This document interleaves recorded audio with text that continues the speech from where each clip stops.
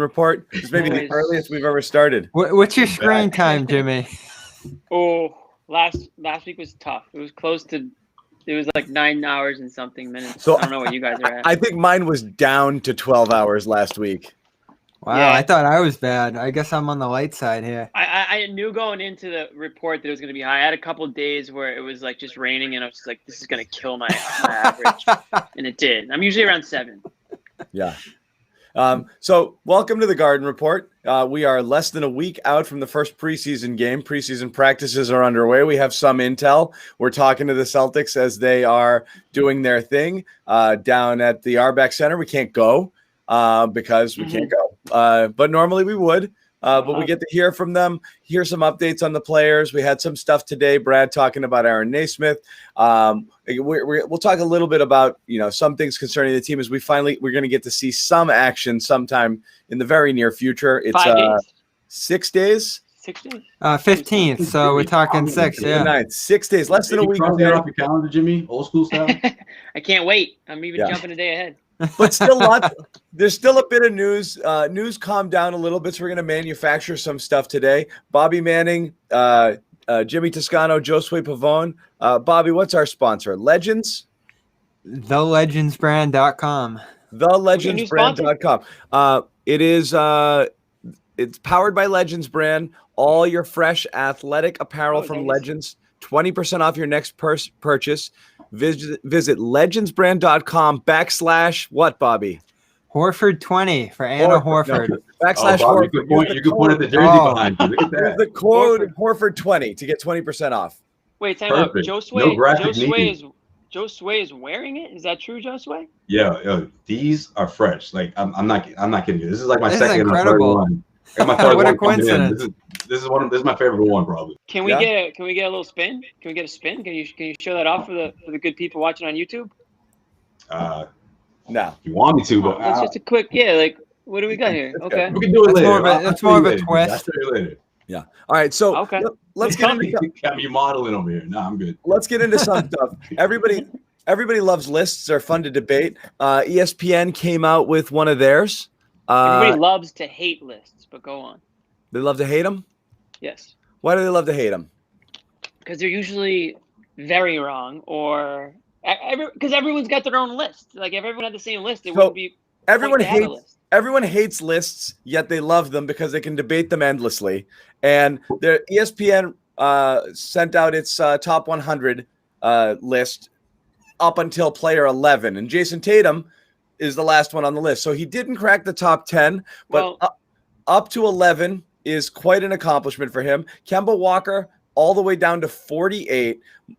Marcus Smart jumps from 87 to 37 on this list. Jalen Brown goes up from 51 to 32. Jason Tatum also a big leap up to 11. And again, lists are lists, and we're not holding this as holy gospel, but we still want to kind of talk about it because it is interesting and they're fun to debate. Our friend Gordon Hayward comes in at 44. So Marcus Smart is better than Gordon Hayward, apparently, in ESPN's eyes, who is slightly better than Kemba Walker, who's been slightly diminished because of his knees and his uncertainty. So we'll see what's happening there. But, guys, your initial thoughts on this list. Mine is obviously Smart way too high and Jalen actually a little bit low. Yeah, and if you compare it to last year, I was top heavy with the talent in terms of your percentage of the league's top 25 guys. I did a top 25 myself. I did my own list at the end of the regular season last year, and I had 4 Celtics in the top 30. So that's different now. Kemba takes a dip. Shocking. Kemba takes a dip with the 4 Celtics. That's not even counting Tristan Thompson. They were in the top 20. I almost interjected when John was talking about how much he hates the list because I'm kind of with him on that, but no other list that I hate more is a preseason list. And then, Bobby, for you to say that you have a post NBA Finals list, that's probably the second worst one. No, it was between. They don't last. They don't mean anything. It was between the regular season and the playoffs, and you're right. The list changed completely by the end of the postseason. You actually did that? You took time? Okay, all right. Hey, out of your life? I believe it. Hey, we got to churn out the content here. How long did that last? A couple of months? No, yeah, it changed rapidly after the whole Jimmy Butler situation that we saw in the playoffs. And I think that's an interesting thing about this list, too. Definitely considering playoff runs quite a bit. I mean, Jamal Murray gets into the top 25. That's playoff performance right there. You talk about some of the other guys. Biggest surprise, Zion, 19. Like the Zion hype continues. What does he play? 30 games? I would have had him higher. Wow. I don't think there's 18 guys in the league I want in front of him. I'll tell you that. If that's not what the list is, though, right? It's not. What's the list all about? And this is why they do these lists. Exactly.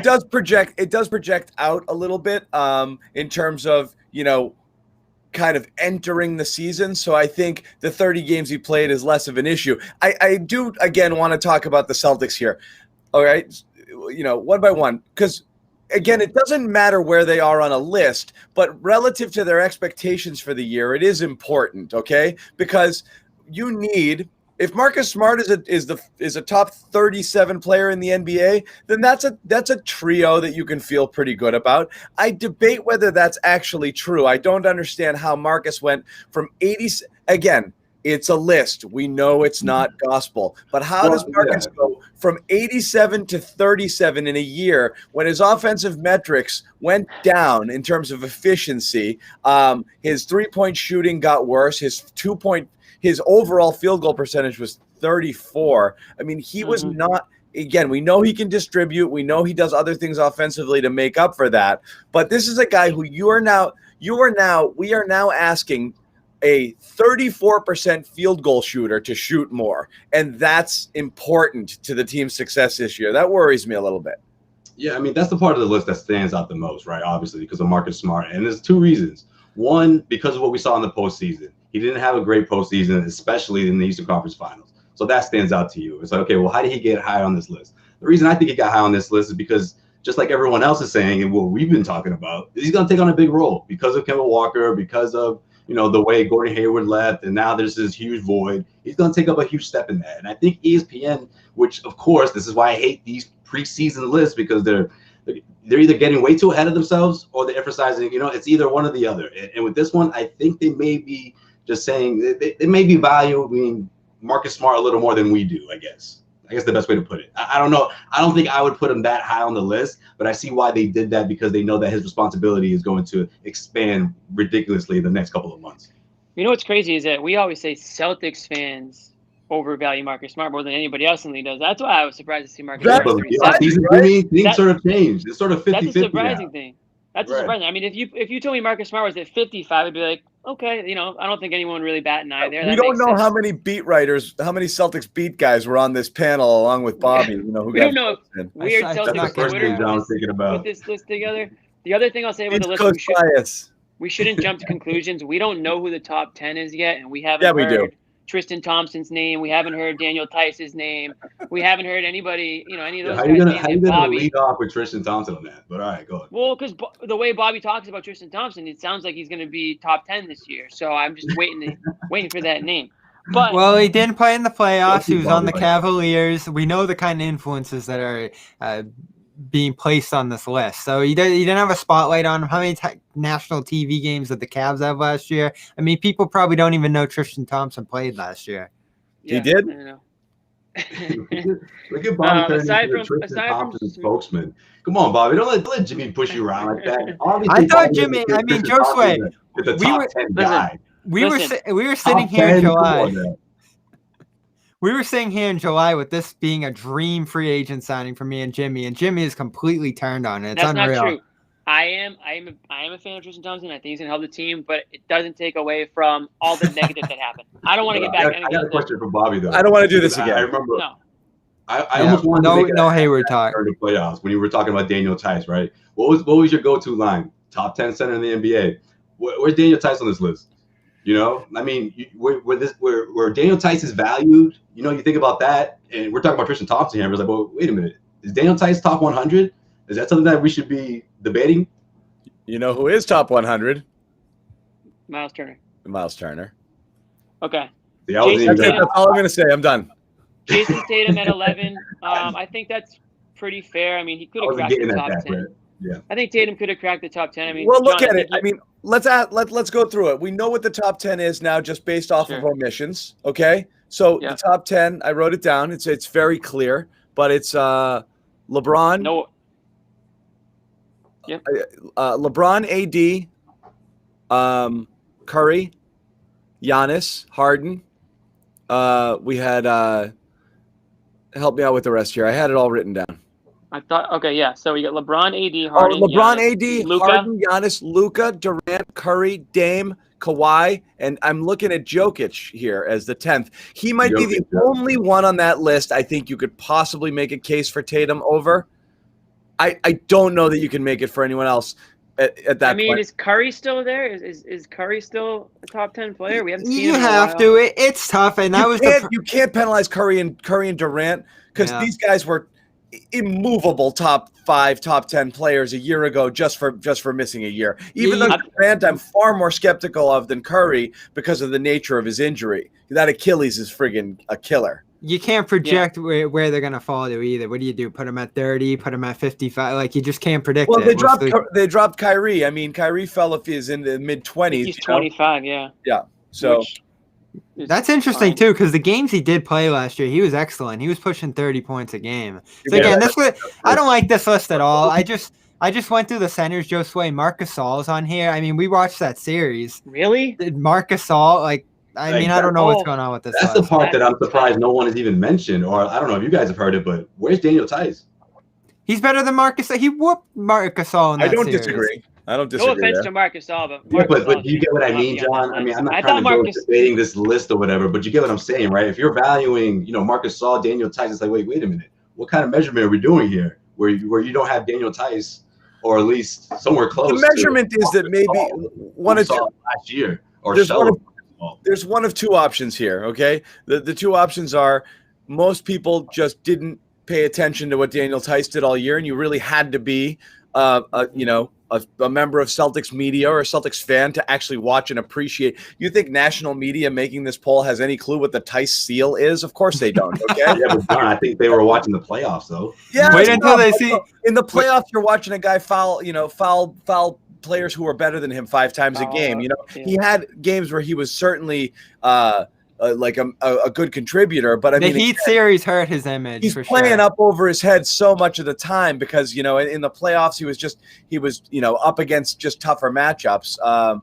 And obviously the Heat series hurt him because Adebayo's just sitting there just friggin' catching lobs. Yeah, it was bad. That was a tough one.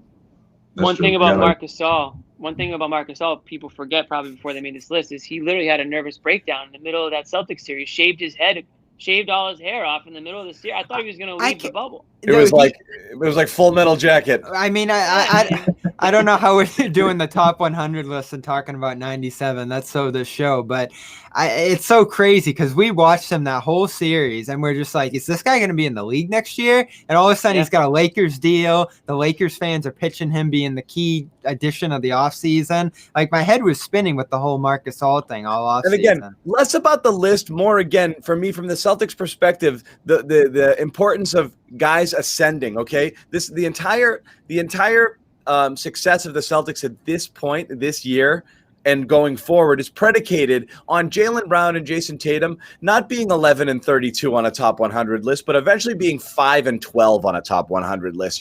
That's how they get to the next level. That's not beyond the realm of possibility. I actually think Jalen is a tad low here. I was just going to say that. And you can look at, and again, you can look at this list and say, I could see a few people in front of him. I'm going to pull, and I'll throw some names out here. I could argue Jalen should be, let's go for the guys immediately in front of him. Okay. He's at 32. You have Siakam.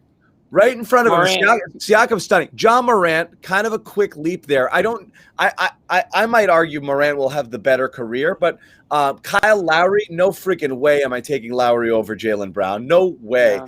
Trae Young, I can understand that. Ingram, Lakers fans from a couple of years ago having that Ingram versus all of the Ingram debates here. They're loving that. They don't want to hear it now because he's not there anymore. I can't argue against Brandon Ingram for what he did last year. McCollum, Gobert, I would take Brown over both those. I would take Brown over both of them. Then there's Kyrie, Siakam. I would take him over Siakam. Karl Anthony Towns, I take Jalen Brown.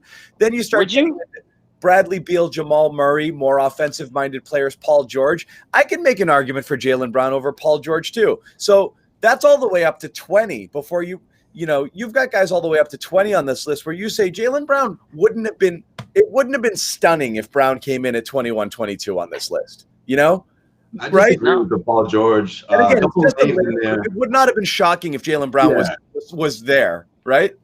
Are we all still? He should have been top 30 for sure. Yeah. I mean, not to start picking at names, but like Chris Paul 15, that looks like he is he still a top 15 player? I think he is. The Renaissance season though, that boosted him up. I want to focus on four names on this list. And you talked about Jason Tatum at 11. Who comes in at 12 and 13? Jimmy Butler and Bam Adebayo. I mean, wow. Yeah. So I want to get into that in a little bit because I do want to talk about tandems. Okay. Yeah. So no, but that's a good one that you point that out. Anything else on? So I mean, I do think, like I said, is this team, if Jason Tatum becomes a legit top 5 carry a team scorer, even the little bio under Tatum, talks about, does he have what it takes to be more than a number 2? He's obviously more than a 2, but meaning like the alpha who carries a team sort of number 1 guy, right. Not like a Bradley Beal number 1 guy who's fine and good, but he's probably not going to carry a team to a championship. Is he that next level alpha? And that's what we're going to find out.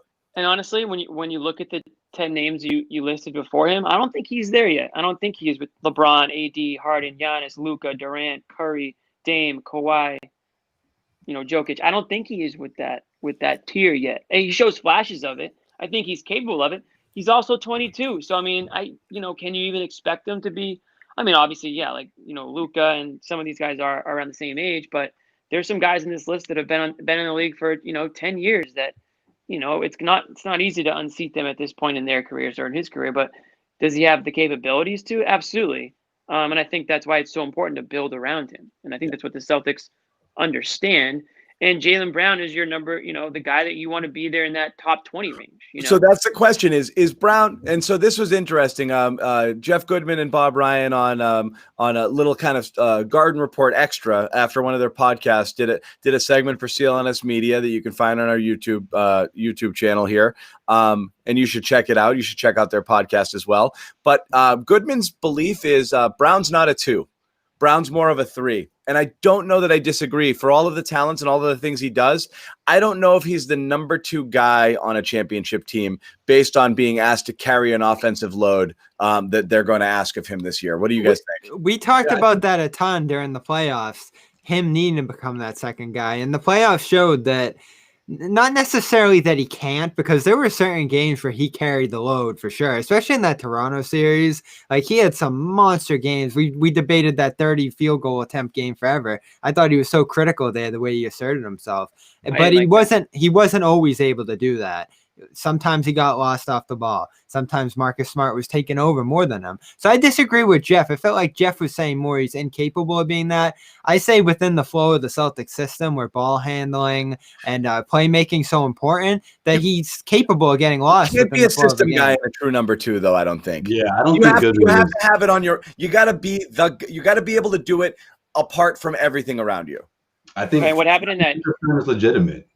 I think he's going to get the opportunity, and that's what we're all going to find out. But I think the biggest difference that I think people are overlooking is the Gordon Hayward factor, the Kemba Walker. I mean, those guys, those touches. Now that they're not going to be there, or at least Kemba Walker for the next couple of months, that's when we'll really find out when Jalen can really sink into that number 2 spot, because he's never approached the season with that mindset. He's never even been close. So this is uncharted waters. But the thing that I bring up, or that I'm a bit worried about or interested to see how it's going to unfold, is if he's not capable, or if he's unable, or something, if Marcus Smart smells that opportunity to take over that number 2 spot, he's not going to think twice. So then what happens then, Right. It's probably a bigger, like the first half of the season is probably biggest for Jalen Brown, I think, for the reason you guys just mentioned.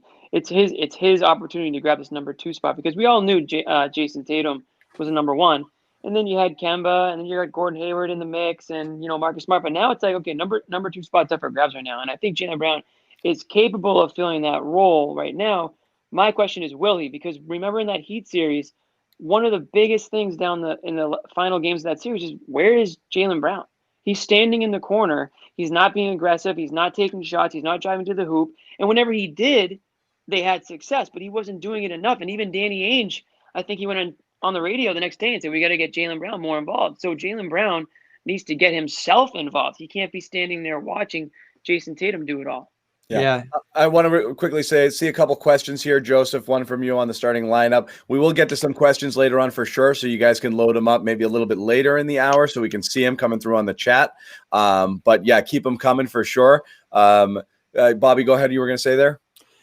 I was going to say the skill set's there for sure. And we saw it in that Rising Stars game a couple of years ago in different situations like Team USA where he's gotten the opportunity to get on the ball a little bit more. Hey, it's a different environment. It's a different context. So you get to see a guy's skill set in a different light. We're basing so much. Anyway, keep going. Well, I'm just saying the skill set's there. This guy, he was second to PJ Tucker in corner 3-point shooting. Across the board, I thought his three was phenomenal last year. He can get into the mid-range and hit a shot. And we know he's a great finisher. The LeBron dunk against LA last year. I want to say this about Brown too, though, because this is what I hate about the list too. Defense. So, like, if you have a defensive game changer, we talk about two-way players, even though everyone should be a two-way player if you're going to be great. He sets a tone defensively that fires up Boston's fast break, allows them to stay in games with players like LeBron James, some of the great wing players in this league. He's going to defend Kevin Durant on opening night or the second night whenever they're playing that game. He's going to be so instrumental what they do defensively that I think that levels you up in terms of your hierarchy on the team as well. Like when we think about the Celtics this year, they're going to be a defensive team, and he's going to be the centerpiece of what they do. Though, Bobby, he still jumps for ball fakes on defense. He's still, for all that his handle's improved, it's still just okay. At times it's great. At times his ability to go to the hole last year was such a game-changing thing, but it's still not. You want to know that when he's got the matchup, when he's got a guy that cannot stay in front of him, you give it to him on the wing and he should just go every time, you know? And there's not a lot of players that can stay in front of him. That's the thing. Not a lot. And that's the thing is that's all him having enough control to figure out the hesitation, the pullback to cross to, the threat of the pull up. You just have the guy on a string. That's the thing. It goes back to It goes back to the complexion of this offense. What's it? He's a predetermined move guy in his head. He's one of those guys that knows where he kind of has it set where he's going to do it before he does it, rather than feels the D. He's much better at it than he used to be. How many times in the past would you see him go left, have a guy overplay him, have a spin if he wanted it, not take it, or spin back into a guy instead of continuing on because he had it? He knew it. He's better at that, but it's still not all the way there. But it's in transition. I mean, that's the thing. And I think Kemba Walker, Gordon Hayward, these guys had a lot to do with that, pushing the tempo, pushing the ball up. How is he going to do in a half-court set, between him and Tatum and Smart? I mean, these are things that they're going to have to figure out. But in that sort of offense and that sort of, set where they're pushing the tempo, maybe Jeff Teague is your temporary starter at the point, pushing the tempo, pushing the ball, getting him in those opportunities, because that's when he plays in his best, when he's in the open space, when he's, in transition. There's not a lot of players that can stay in front of him. That's key. That's key too, Josue. Jeff Teague easing that burden. They do still have a couple of different guys who can. There's a big difference between him and Kemba Walker, Bobby. That's the thing. Kemba Walker, I mean, the pull-up three-pointer, attacking the rim, he was such a threat that, guys had to come out and stay with him in transition, and then that's when Jalen Brown shined, in those open spaces. Yeah, and Jason Tatum's taking on a load too when it comes to handling the pick and roll. So these two guys, in terms of ball handling, I've been saying it the last 3 weeks, they're going to dictate how well this team does. Tatum showed a little bit in that regard during the playoffs, so you feel good about him. So Brown can even run a pick and roll. We'll see. Here's the thing too, and this is the bummer about this year, is I think you'd feel better about Tatum and Brown making the leap from, again, disclaimer, we know it's a list and it's imperfect, and it doesn't mean that this is where they are in the world, but they're not too far off from their numbers and their rankings here, okay? In order for Jalen and Jason to make a leap from 30-something and, outside of the top 10 into top 5 and top 15 and legitimately be the type of duo that on their own can carry a team to the title, they have to add layers to their game. it's what sucks about this offseason is they're basically coming back as almost identical versions of themselves. You don't have time to hit the gym, to add, extra muscle, to, refine a particular part of your game that you really wanted to work on. You basically had enough time to decompress, go home, chill out, and then maybe start to ramp up conditioning workouts just to be able to get into training camp again. So I don't know how much of a different player they're going to see. Whatever natural evolution you get just over time, but they didn't have an off season to work on stuff. So I don't know how different anyone is going to be, unless, of course, I could see regressions. People who just, of course, massive regressions. People going in. How many people are saying it now? Like, we'll play our way into shape when things begin. There's a huge portion of the NBA that just went home, got a little fat, got a little lazy, and they're just going to figure it out and slow play it through the month. They're not going to be alone in that. And again, there's going to be nagging injuries. There's going to be a lot of stuff teams deal with. Benefit. That's where guys like Jalen Brown, those guys will roll out of bed, do 3 push-ups, and they'll be in shape. You don't have to worry about the kids as much. So for the Celtics point of view, I'm not concerned. But others certainly are. I just don't know how much better they can get. And I think the condition-wise, Celtics are going to be, I think, ahead of a lot of teams because of the amount of time they spent in the bubble. Now, maybe that means they're going to tire it out or hit E on the gas tank sooner than other teams. But I don't think you're going to see a lot of players coming in out of shape like you might for some of the teams that didn't make the bubble or didn't go far in the playoffs.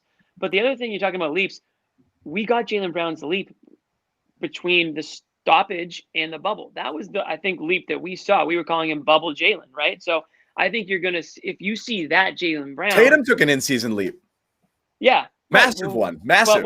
But when Jalen Brown came back from the bubble, it was much more noticeable. Actually, Jason Tatum had a very slow start in the bubble, and everybody was freaking out saying, what happened to Jason Tatum? He didn't buy a hoop. Yeah, exactly. He needed a basketball hoop. He's playing. No, guys. It was the hair. Yeah, Latino Tatum was no more. After that, cut his hair. It was good.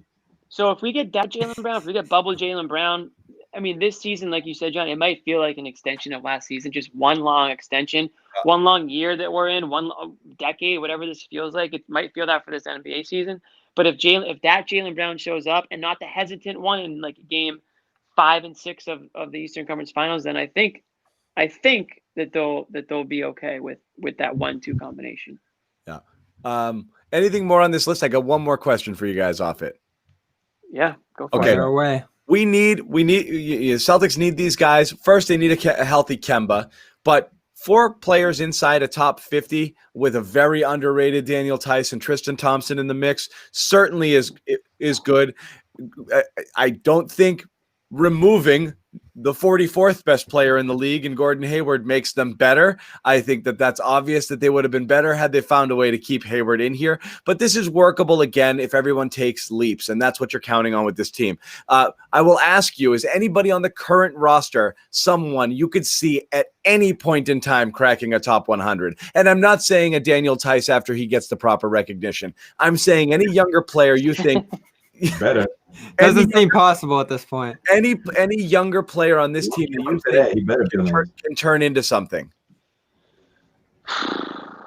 I'll tell you what. I mean, I don't know.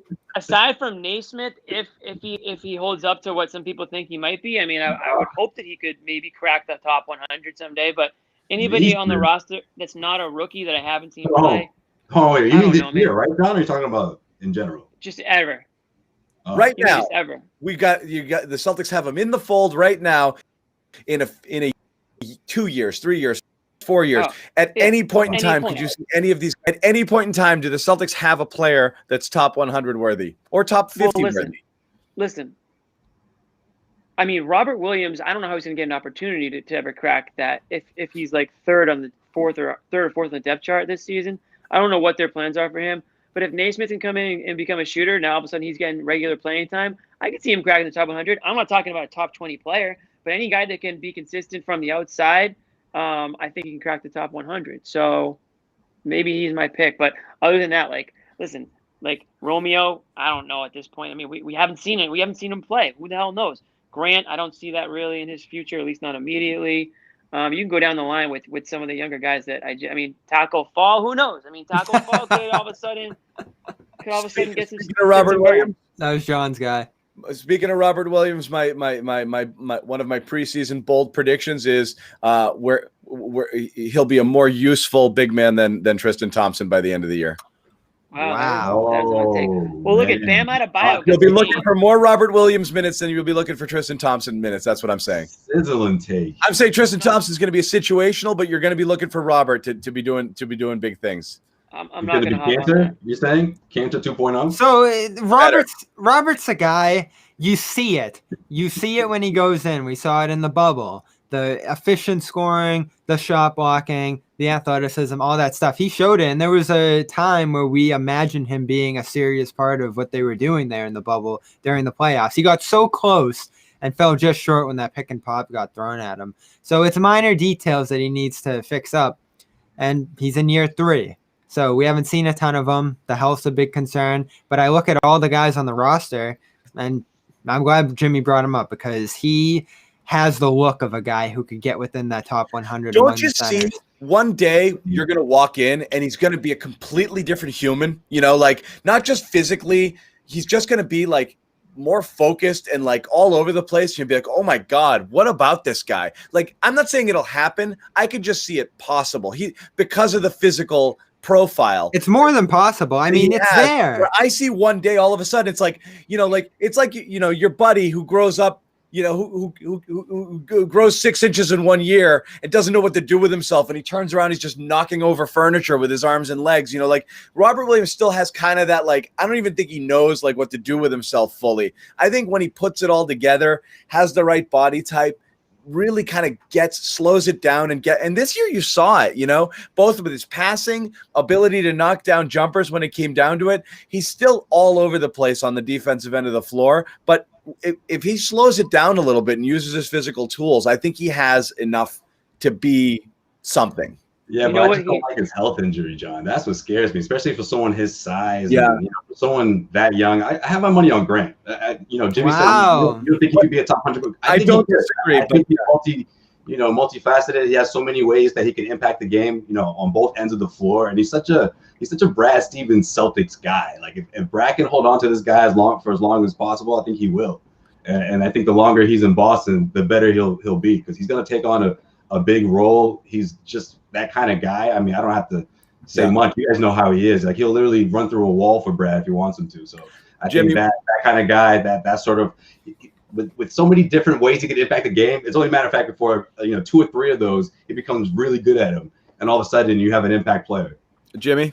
Yeah, my last point on Robert Williams is what I think he needs, and maybe he has one to an extent. I don't know anything about his personal life, but he needs like a mentor, and I mean like a former player, a guy like, I'm gonna say it, and everyone's gonna laugh, but I'm gonna say a guy like Kevin Garnett that can just like get this guy in the right state of mind, like train him to be a killer out there in the court. He has all the physical tools. I think he doesn't quite have the mental capabilities right now to like be as strong of a player as he needs to be on the court or off the court.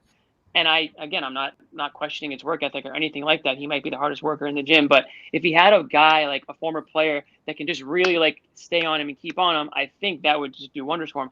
I don't know if there's like somebody like that currently in the organization that is doing that for centers. I know Celtics have had like big men coach in the past, and I know there's plenty of former players that have come through that organization, but somebody like a Kevin Garnett, and it won't be him obviously because I'm sure he's busy doing a million other things, but get a player who can sort of mold you into the type of player that you can be and see what you got in this guy, because I don't think showing up to work every day is going to do it. Give me some PJ Brown here. Yeah. How about honestly? How about Evan Turner? He's in the house. How about Perkins? Kendrick Perkins has a lot of time. I see him on TV all the time. Man. Yeah. I am going to, I don't know that I'm glad we just skipped right over that. I don't know that I believe he's going to make the list. I do think that Grant is the most intriguing because, it's he's got that. So somebody, one of our viewers, John hates young Celtics players. I swear, man. It's like it just tops out of Jalen Brown pretty much. Jalen Brown. I don't want to get into how wrong I was about Jalen Brown. I'll be arguing. That's why it ends there. I'll be arguing that he was a busted pick at number 3 all the way to his Hall of Fame induction ceremony. You know, like I've been you and Jeff. I mean, I couldn't put so wrong about Brown. I couldn't believe the sign that says Jamal Murray. A lot of people were. A lot of people were on him. I wasn't. I like 100,000% sure that was a real bust of a pick. I know Danny wanted a wing. I thought he just reached at the best one available and he couldn't play at all. So fine. But Grant, and one of our viewers here, C-Mac, put downside PJ Tucker, upside Draymond Green. I think upside PJ. Oh, the Draymond. People love the Draymond comparisons. I think upside PJ Tucker. They're accurate. I see it. I think I think the ceiling is PJ Tucker, but I think the oh my God, could he be Draymond is the best case scenario. I don't think he's as athletic as Draymond, but no, he doesn't have. Well, he's not going to be Draymond with close to a similar personality as Draymond that you need to be like that type of player. I feel like, but he's not an instigator. He's got the little of everything, and I think what Celtics fans are going to love this year is, and again, this is going to play right into Bobby's hands. But what you have is basically you've got Marcus Smart at all three positions. You've got Marcus Smart as Marcus Smart at guard. You've got Grant Williams playing Marcus Smart at the small forward, and then you've got Tristan Thompson playing the role of Marcus Smart as the big man. So you're going to have a lot of.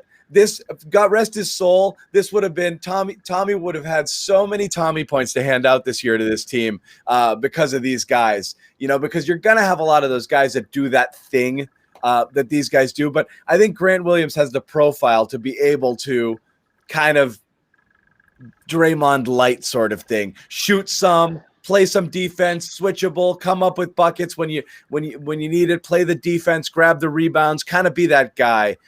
Where the stats are never going to be through the roof, but his value is going to exceed, you know, what the numbers show. Well, is that going to get you on the top 100 list, though? Tommy, I hope so. On the right team. We'll be giving out Tommy awards in memory, hopefully, this season. Yeah, Bobby. Feels like he'll get more time at the 4 this year. That should help him. He had to play a lot of center last year, which I didn't think suited him all that well. He's too short. No, but all 5 makes sense when they do go to that lineup. Occasionally. I thought it worked out 3 or 4 times last year. It worked out for minutes in that Miami series, but I like to see him at the 4 because he's got some perimeter qualities. His 3-point shot really came around by the end of the year. I like him, but I'm with Jimmy. The burst, the explosion's not there. Like when we talk about Draymond, I go back to that Western Conference Finals in 2019 where he just took over, taking it full court. Yeah, like the explosion of years he didn't have that. Our first 3 years he didn't have that. Hey, and Grant definitely lost some weight coming back. I've seen him in the videos and everything like that. Like he's definitely gotten a little more chiseled. He had more, plump qualities to him last year. So steps taken. But again, last year it's spot up shooting and that 15-foot post up game for him. There wasn't a ton to him offensively. But when we start thinking about the team this year, everybody defends. Everybody on the floor, everybody in the rotation is going to defend. And that's why we talk about Naismith a little bit. Doesn't feel like he's going to be in the rotation right now because of his defensive attributes. Mm-hmm. As Stevens isn't seeing it right now from him the way he's talked about him this week. So we're going to be seeing you knew that though. So what you knew that you knew that's what you were getting in him, right? Drafted like 2 weeks ago. Yeah. He's got potential there. We talked about that on draft night. Apparently he's not seeing it. I mean, when Brad said today he was having trouble just getting up and down the floor when he first got in the camp, I mean, there's a message being sent there to some degree. Like he's just lower your expectations for Naismith coming in. Yeah, for me, it's not the defense I'm worried about with the Celtics. It's the offense. Like, how do you put up 113 points? Like, can you even duplicate what you did last year? Chances are you can't. I mean, you're a different team. People forget Celtics were one of the top scoring teams in the East. That's not going to necessarily be the case now. There's new talent now. There's teams that are going to be able to put up more points, and the Celtics will be able to defend at a high level. But I just think, again, without Gordon Hayward, without Kemba Walker, those point productions, assists, there's a lot of points to make up. And whether it's Jalen Brown, Marcus Smart divvying up those points or those sort of productions, okay, yeah, sure. But then what happens after those guys? It falls off. After that, there's a lot of question marks coming off the bench. So Grant Williams, guys like that who I envision are going to eventually roll or probably already do heading into this season. They're only going to get better from that. They'll maximize their talent from this season, especially. So Bobby, just out of curiosity, what was the comments with Steven? Because I've seen different things. I saw him say one thing. He thinks he'll pick it up quickly, but you're saying he's having a tough time getting up and down the court? Well, yeah, once he got in the camp, it seems like when he was first getting in there after the draft, the conditioning. Today he said he hadn't played 5-on-5 since January. Broke his foot, of course, back in January, so there was obviously... So it's more of a conditioning thing right now. Yeah. I mean, and that's going to happen, and it is going to be slow, and we talked about the rookies not really being able to pick things up here. We talked about this, and somebody asked a question on the chat here just in terms of starting lineup. At this point, I do have to think, and again, we've got... you've got a really short preseason and then it's on, right? So yep, 2 games. Yeah. Expectations right now for the team as the preseason begins. I think you want to see rotations almost right away. You want to kind of see what it's going to be. I am curious. I'm a little torn on. Part of me wants to see. Part of me doesn't hate the Teague Grant Williams. The Teague starting in place of Kemba, because I think he simulates more of what Kemba does with Smart running with a second unit. I don't hate it, but then again, I can see Teague being one of the few shot creators on that second unit as well, and running with them. I like that point more, and I'm going to hit back on Josue a little bit with this right now. I think you can be a different team this year, especially in the early going. Get by on your defense. You can win regular season games being a defensive team. We've seen Memphis do it. Miami last year was that kind of team and made the NBA Finals. Utah does it every year. You can do that. Like they don't have to be scoring 130. That's a tough schedule, Bobby. They're playing, the top teams in the East. Teams that have gotten significantly better compared to the Celtics during this offseason. So defensively, it's gonna be huge, but offensively, guys are gonna need to step up. Jeff Teague, that's a huge, not a concern, but he's in a big spot here, to put up points in a hurry. Yeah, and he'll get a ton of minutes for sure. The steady veteran presence. 30. Brad loves that, but I'm starting Grant. Again, starters isn't a huge deal. And Brad even said that today. Like, minutes matters a lot more than starters. Like, who's your top 5 minute guys? We always see that with Smart. But you'll probably see Teague in that top 5 minute category. Bring him off the bench, but he'll be in that top 5. Probably closer category to end games. And you're gonna see Robert Williams because Tristan Thompson is not gonna. We're not gonna see him. And that's huge. That's great for Rob. So he's going to play or in the preseason and possibly as the first big off the bench to start the regular season. I don't know what the Thompson timetable is, but he's out at least through the preseason. I can't see him being ready to go when the games begin. So you never know, but it seems like he's going to be a little late to the party. Yeah. So that's good for Rob Williams. And of course, I have no problem with that. Let him ease his way in. So Grant Williams and Robert can eat up some minutes, especially Robert Williams, because he's going to have to start fighting for his once Thompson's healthy again. Yeah. Will Brad ever go big with Thompson and Tice and Tatum and Brown and Teague? I think depending. Bobby's like our. He said no last week. He said it's possible, but probably not. Yeah. Well, I don't think. Gives you the option at least. I don't think either of them shoot well enough. You need 4 spacers at least on the floor. What'd you make of him saying that, talking about Tice potentially playing the 4? Yeah, I don't see it. Tice, I don't know. Is he a good 3-point shooter at this point? Like, we have a year of him doing it well. He's a willing 3-point shooter. Yeah. And he'll take it if he has to. But how many times did we see in the playoffs it swung around to him and he had the option to take it? And he's like, I'm going to pass this. I'm going to pass it up, And Thompson feels similar. Like, he can do it, but he only took 38 last year and he didn't seem thrilled about it. They'll do it in rhythm if they have to, but they almost don't want to be open for a 3 because they don't want to take it because it's just not their game, And but it wasn't Horford's either. It wasn't Horford's game until he made it part of his game. No, you're right. Horford pushed it hard. That late in life, Horford has the ugliest shot in the freaking history of mankind, and he became a super efficient 3-point shooter. Yeah, and that thing's grisly, But again, it goes back to what you said, John. These guys don't have a full off season to like work on a 3-point shot. You know what I mean? Like, so you kind of know what you're getting. You are who you are, right? Yeah. Yeah. All right, moving off the Celtics. Couple other news and nuggets off of the from this past week. Our boy Kyrie. Doing what he does best is creating drama where none exists. hints that he's not going to talk to the media since he's going to let the work on the court speak for itself. Then in classic, he's never on the court. And then in classic Kyrie form, barks back at the media and says it's a made-up controversy. That's not what I mean. But he's still not talking.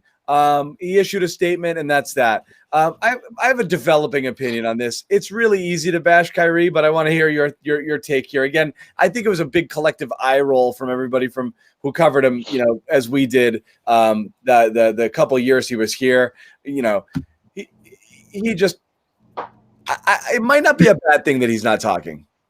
Yeah, I think that's what it is, man. I really do. I'm not going to speculate and say that the Brooklyn Nets are in on this, but if you're the Brooklyn Nets, I'm happy about this. Great. No, maybe we don't see any tirades because let's face it, guys. We're talking about reporters that are speaking through, on a Zoom that maybe they have a little more confidence to ask some of the more ballsy questions that'll really get Kyrie going, the ones that'll really trigger him. And then all of a sudden we're going through, tirade after tirade, week after week. It'd be very distracting for the team to really push for the NBA title, Yeah. So for me, this just it wasn't surprising to get some ridiculous statement out of Kyrie at media day. I think the NBA, and I don't know if they will, but I think the NBA should fine him if he doesn't speak to the media, and that's not because I feel like I'm part of the media and he should have to talk. But listen, part of your job as an NBA player, of which you make millions and millions and millions and millions of dollars a year, is doing the media thing, doing the PR for the league, for the team, being an ambassador, speaking out, that's all part of what you're getting paid for. You're a Brooklyn Net. You go up there to the podium, you speak, whether it's before the game, after the game, at a community event, in good times and in bad. That's part of your job as a Brooklyn Net, as a leader of the team, as a member of that organization, as a player in this league. And for you to just say, "Oh, I'm not going to talk," well, now you're putting the onus on your teammates, so who are supposed to look to you to lead. And now you're gonna go 3 for 20 and then dip out of the game and have LeVert speak for you after the game. How is that fair for him? But it's unfortunate that's how Kyrie thinks. He thinks the media twists what he says. Media doesn't twist what he says. He says what he says, and the media reports on what he says, and then it ends up being true more times than not. I mean, media said he didn't have a good relationship with LeBron James. He didn't like LeBron James. Comes out they didn't. LeBron pretty much just said that a couple of days ago.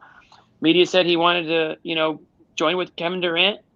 He said, no, that's not true. And then what did he do? He joined a team with Kevin Durant, 2 max deals. Not only did he say it wasn't true, he lectured all of us for speculating. Yeah, he lectured all of us that is the you just make stuff up. No, that's is the internet real life to you? Yeah.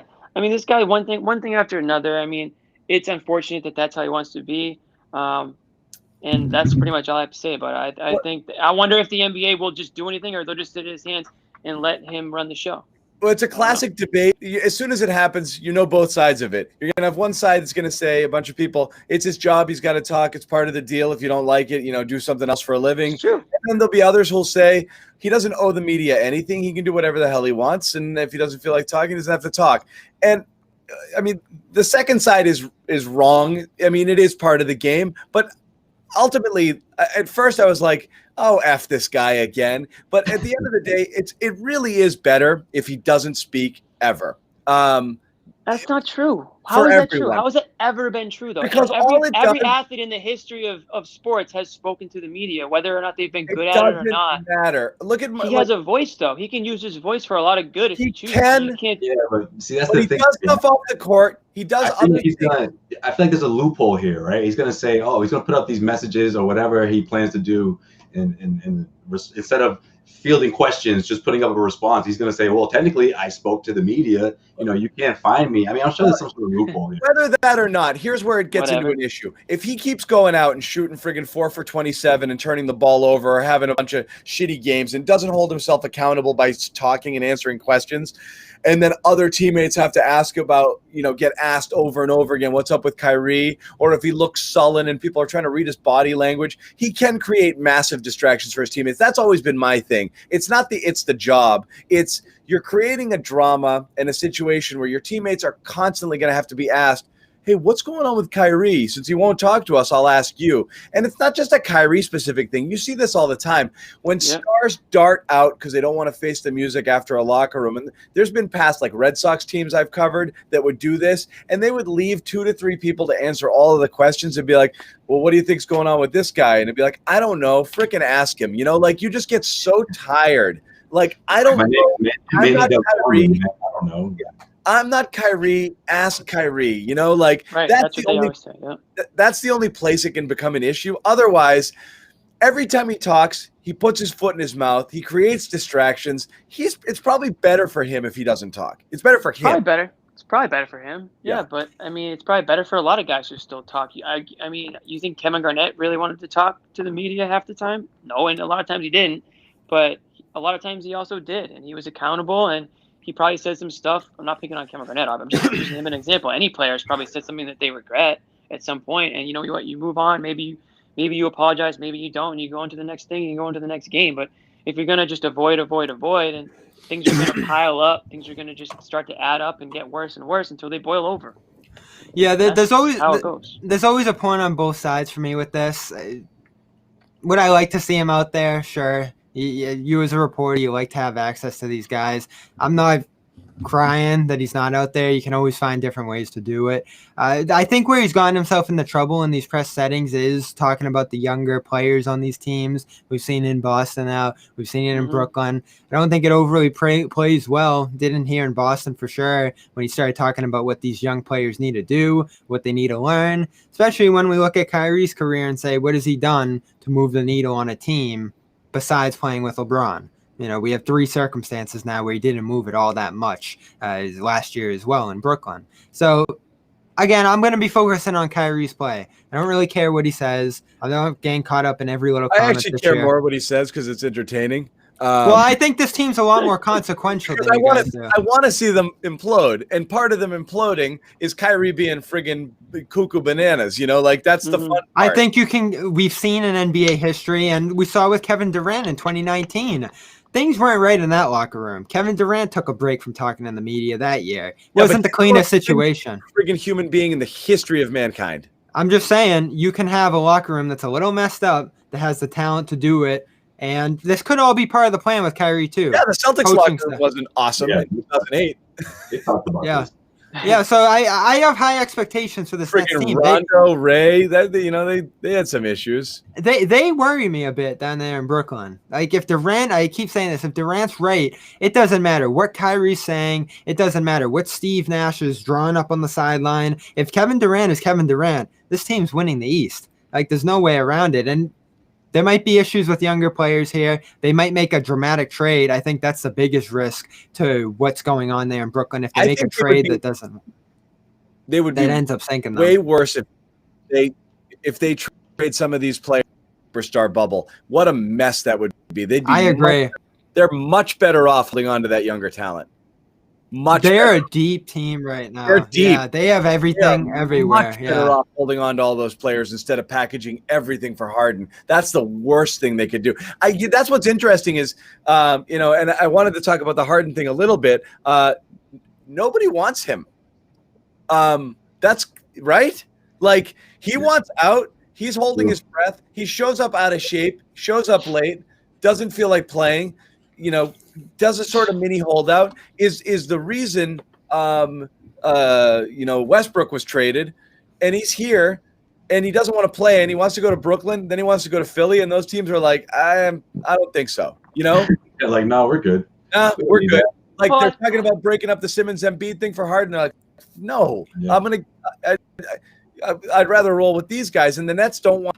They're fine. They're like, we got 2 stars and ball dominant stars and a bunch of good players around him. I don't want him either. I don't know where this guy goes. It's interesting that you're talking about a guy who's arguably one of the most efficient, dynamic offensive players in the history of the league, and certainly in the last 20 years. And nobody wants. It doesn't feel like anybody wants a piece of this right now. Well, I think it's high risk, high reward for a lot of teams, right? I mean, it's not, I don't think it's as simple as we don't want him. I think it's you just don't want to give up everything you have. Exactly. We know what it's going to take to acquire you, and we're not sure you're going to like it here, or we're not sure you're going to fit with what we already have here. I mean, if you're the Nets, I mean it's crazy to think that Harden, Durant, and Kyrie, listen, 3 of the best players in the NBA, no question. But when you put them on the same team, how the hell is that going to work? And you're gonna sell your future essentially by trying to make that trade work. We just talked about how deep they are. I mean, same with the Sixers. I mean, you're not going to get Harden without getting rid of one of your 2, current and future cornerstones. So it's like almost like not worth it to those current teams. And then you've got some teams that may not currently be in the playoff hunt, but maybe a guy like Harden takes them there. But is that what he's looking to do? Is he looking to just go to some, obscure team and carry this team now to the playoffs? Like, I don't know. There's so many questions where it's almost like if you're a GM, you're like, if you're a GM and you're like, and your job's kind of safe, you're like, I'm not going to go like blow this whole thing up and like have it backfire on me in 2 years. Yeah. And also the big problem too is how many superstars or all-stars really want to team up with James Harden, especially teams that already have 2 guys, that already have a good thing. What's in it for you? We really want to rock the boat here and bring a 3rd guy in. And I'm telling you, I think it's the reputation.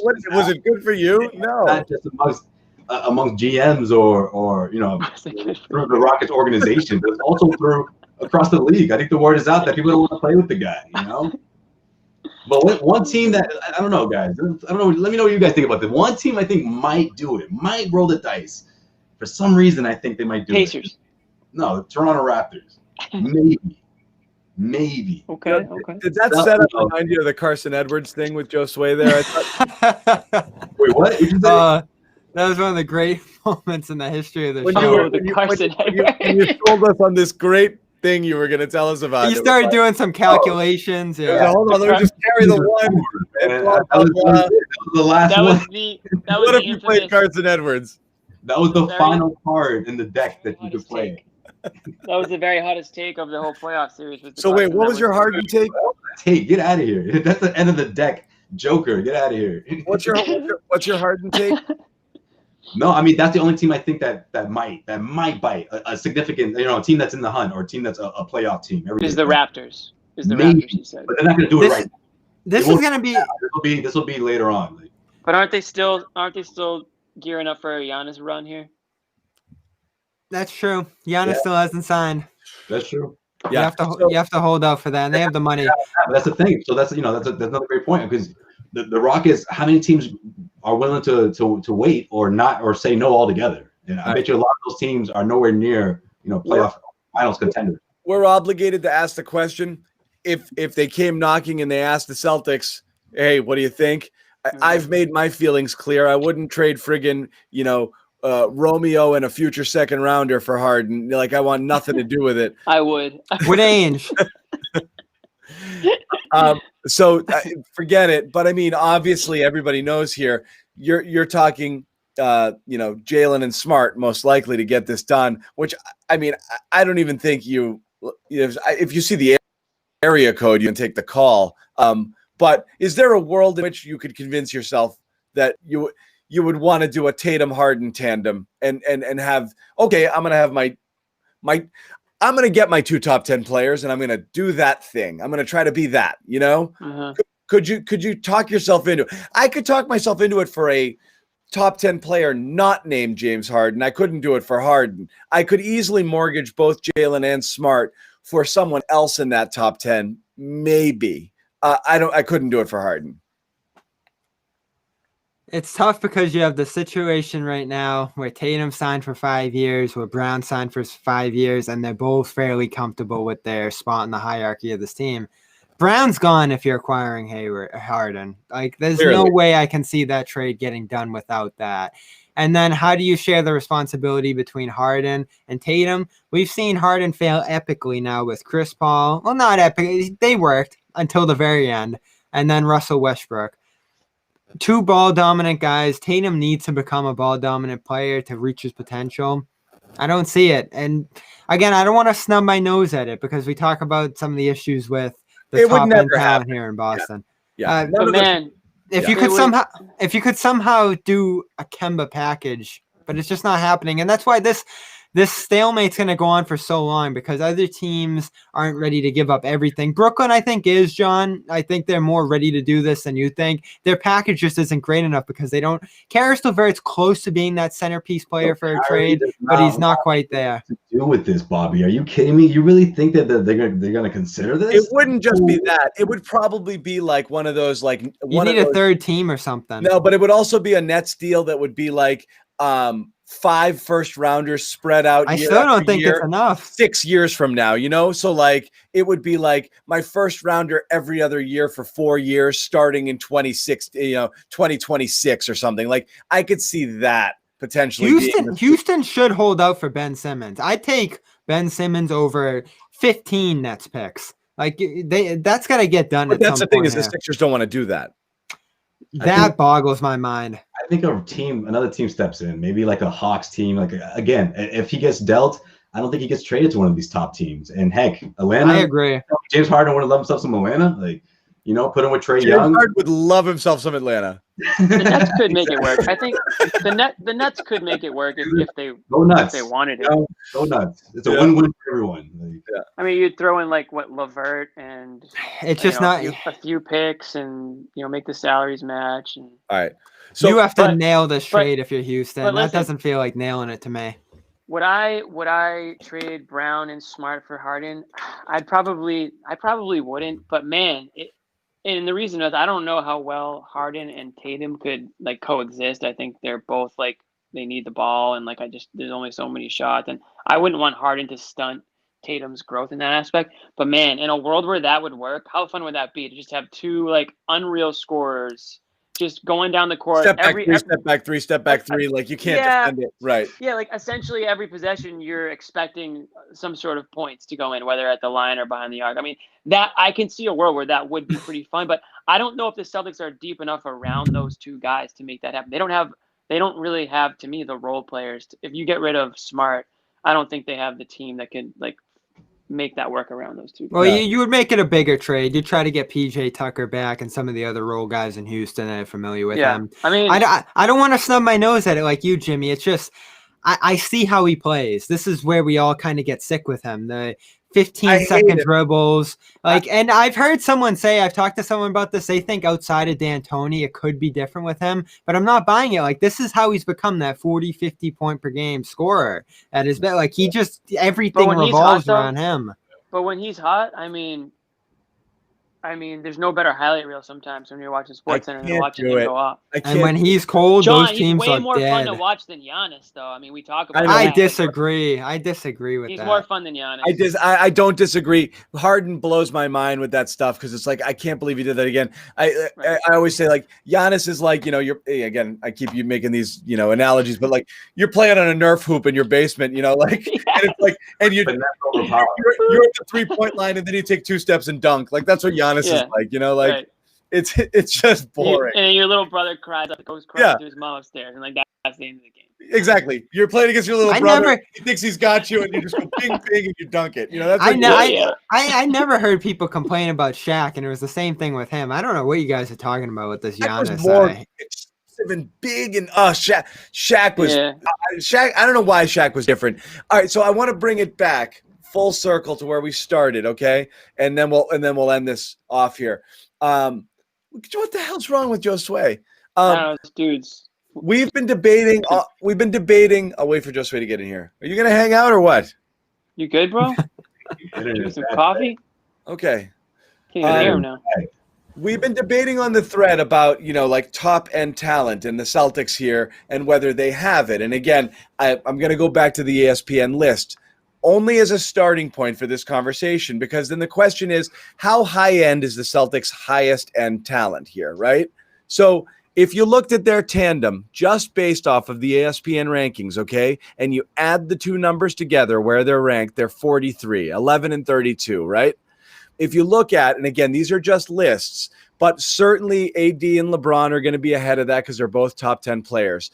Other players that will finish higher than the 43 will be KD and Kyrie, Damon McCollum, Kawhi and Paul George, Giannis and Middleton, Jokic and Murray, Adebayo and Butler, Embiid and Simmons, the Booker and Chris Paul, and then close to them, Ingram and Zion, and also Mitchell and Gobert. That's a large list of teams that can stack up better or very comparable to your two top players. So again, when Bobby, we were having the conversation of, okay, well, the Celtics, high-end talent is what wins it. How high-end is the Celtics talent in reality? I mean, they might have, you can make an argument there. Well, let's keep it to the East. That's a fair way to do it. As high as 5 or 6, but as low as 10 or 12. Depending on how you look at it.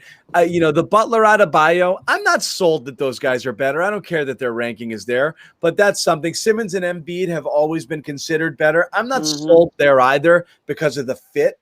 So I'm not super sure there just in the East. Giannis and Middleton, I'm going to give them the nod only because Giannis is in a different stratosphere.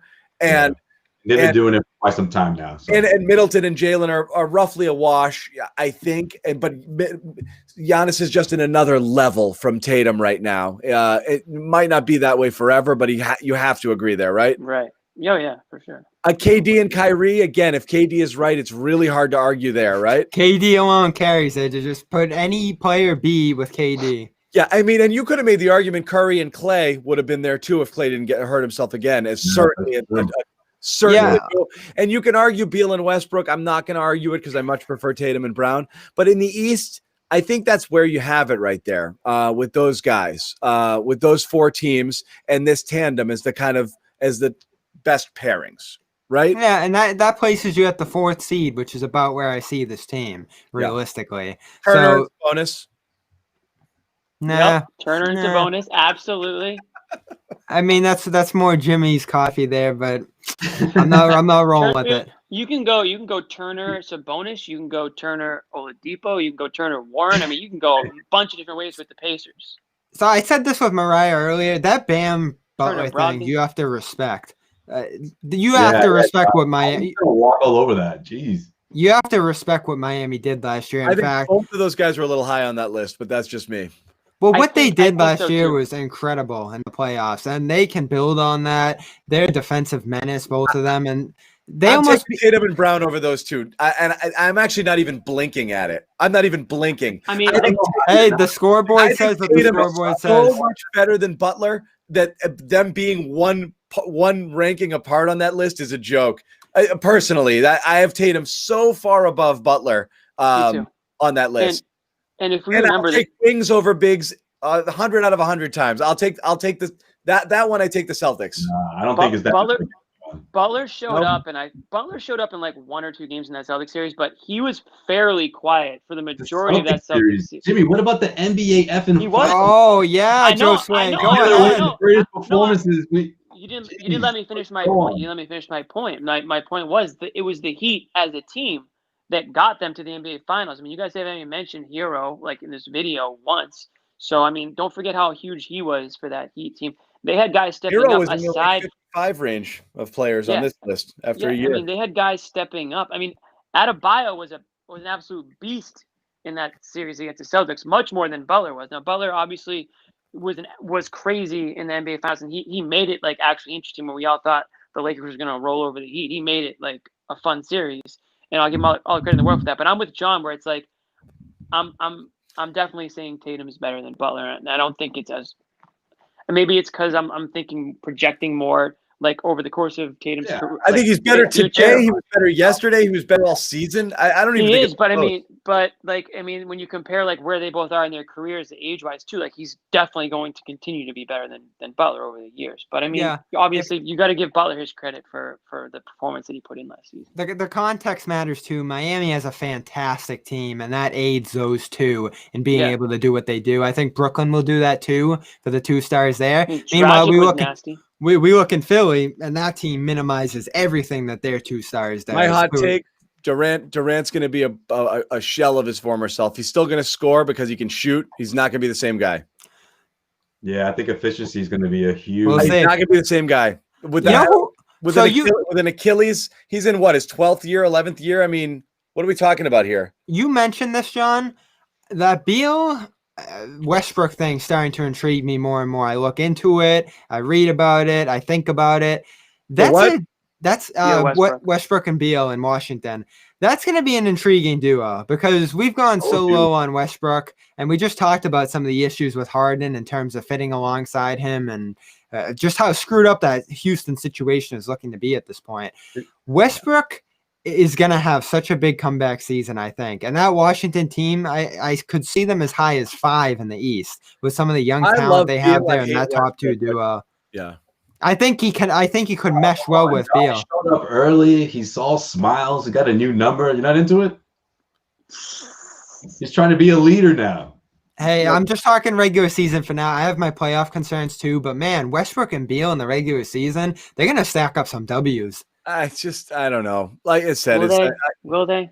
I could see them as high as 5. I think they're going to surprise a ton of people. Yeah, but who's balling out after that? Bobby, do you have your 1 through 8, Andy? Yeah, I'll give it to you. Want it off the top? All right, so we'll finish. We can wrap it up with this. So we'll rip this apart quickly. Let's go 1 Milwaukee because I think Giannis is going to play every game. I didn't have this list ready. Every game, okay. 2 Brooklyn. There'll be a little more load management there. Wow, you're high on Brooklyn. They have a ton of depth. Any given night, they can put guys on the court who are going to win a game for them, no matter who's out there. 3, I'll go Miami. I think they're going to have a big boost off last year. 4, I'll put the Celtics. 5, give me Washington. I think Washington's going to shock people. Let's go 6, Indiana. 7. Where's Philly? 7 will go Philly. What are you doing? Where's Philly? I think. Did you forget about them? I don't like them. I don't like Philly. There's a reason I forgot them. And 8, I don't know. Take your pick. You're making up. You didn't have this list ready. Why did you ask him? I had the top 5 ready. That's all that matters. Oh, okay. He had 5. Well, that was why he forgot Philly, I guess. Well, I don't. Nets are going to fall to 4 or 5. Listen, when it comes to Philly, they're completely reliant on whether or not Embiid and Simmons can coexist, and whether or not Doc Rivers can get them. Oh, Toronto 6. Put them in there. Indy will be my 8. Wow, Bobby. You don't have a list. Wait. You put Toronto. What? So Celtics are what? 2 slots or 3 slots above Toronto?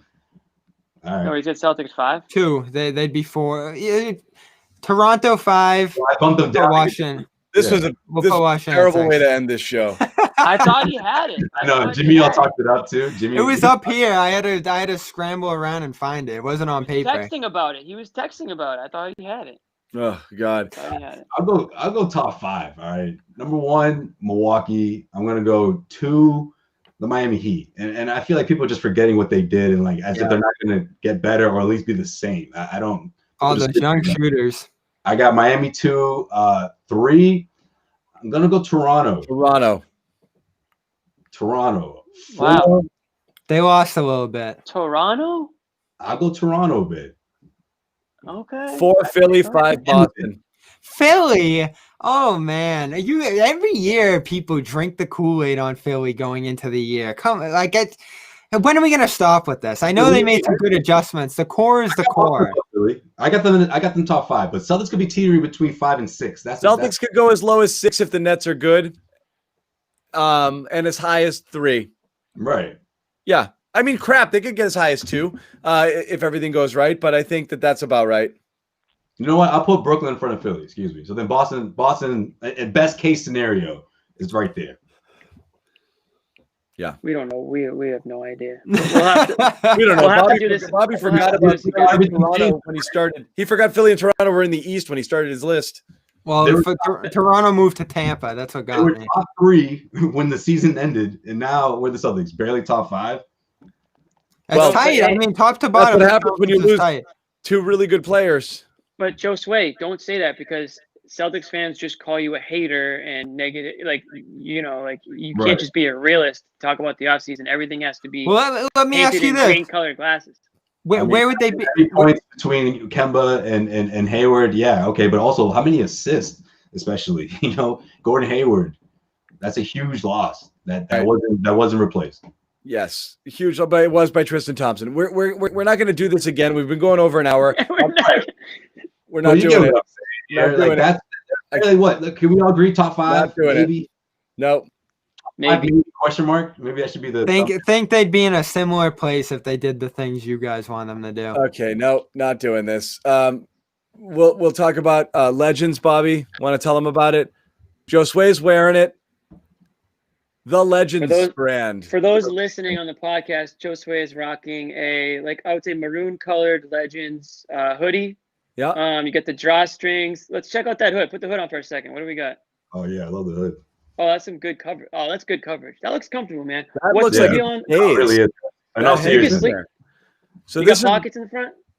Yep, got a little pouch. This is a good garment. Again, Nick Gelso giving out stuff to his friends. I never get anything. I didn't get one. Literally, I've never gotten one.